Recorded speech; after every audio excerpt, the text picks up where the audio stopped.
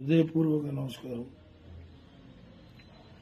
నేను మీ ఫిష్ వెంకట్. చేతులారా జీవితాన్ని నాశనం చేసుకున్న ఫిష్ వెంకట్. అసలు ఫిష్ వెంకట్ చేతులారా జీవితాన్ని ఎలా నాశనం చేసుకున్నారంటే డాక్టర్స్ పదే పదే చెప్పుకుంటూ వస్తూ ఉన్నారు. అసలు నువ్వు మద్యం సేవించొద్దంటే అనారోగ్యంతో ఉన్న ఫిష్ వెంకట్ మద్యం సేవిస్తూ మద్యం కాస్త ఓవర్ తాగడం వల్ల ఈ రోజు అనారోగ్యంతో వెంటిలేటర్ పై ఉన్నారు ఫిష్ వెంకట్. చేతులారా జీవితాన్ని నాశనం చేసుకున్న ఫిష్ వెంకట్ కన్నీళ్లు పెట్టుకున్న భార్య పిల్లలు. ఇంతకు ముందు ఒకసారి ఫిష్ వెంకట్ కి ఇలాగే బాగోపోతే పవన్ కళ్యాణ్ గారు సహాయం చేస్తూ ఆదుకున్నారు. కొద్ది రోజులు బాగానే ఉన్న ఫిష్ వెంకట్ మళ్లీ తాగుడుకు బానిసై ఉన్న ఆరోగ్యాన్ని పూర్తిగా చెడగొట్టుకున్నారు. ఇంకో పక్క భార్య బాధపడుతూ నా భర్తని ఎలాగైనా కాపాడంటూ మీడియా ముందు వేడుకుంటూ ఉన్నారు. తెలుగు ఫిలిం ఇండస్ట్రీలో ఫిష్ వెంకట్ అంటే తెలియని వారంటూ ఎవరూ ఉండరు. చాలా పెద్ద పెద్ద సినిమాలు నటించిన ఫిష్ వెంకట్ తెలుగు ఆడియన్స్ కి సుపరిచితం. సినిమాల్లో విలన్ కమ్ కమెడియన్ గా చాలా సినిమాలు నటించారు ఫిష్ వెంకట్. కానీ ఎలాంటి ఆస్తి కూడా వెనకేసుకోలేదు.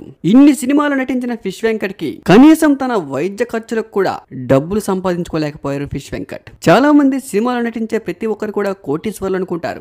వీళ్ళకేంటి కోట్లలో సంపాదిస్తున్నారు అనుకుంటారు. కానీ అది చాలా కొంతమంది మాత్రమే. చాలా సినిమాలు నటించే సినీ యాక్టర్స్ కి కొంతమందికి తినడానికి తిండి కూడా ఉండడం కష్టం. అలాంటి వారు చాలా మంది చిన్న చిన్న క్యారెక్టర్ ఆర్టిస్టులు యూసఫ్ కూడా కృష్ణనగర్ రోడ్లపై తిరుగుతూ ఉంటారు. సినిమాలో నటించే ప్రతి ఒక్కరి జీవితం కూడా ఒకేలా ఉండదు. మొన్న పావలా శ్యామల, ఈ రోజు ఫిష్ వెంకట్, ఇలా కంటికి కనబడని చాలా మంది ఉన్నారు. మరి మీ అభిప్రాయం ఏంటి?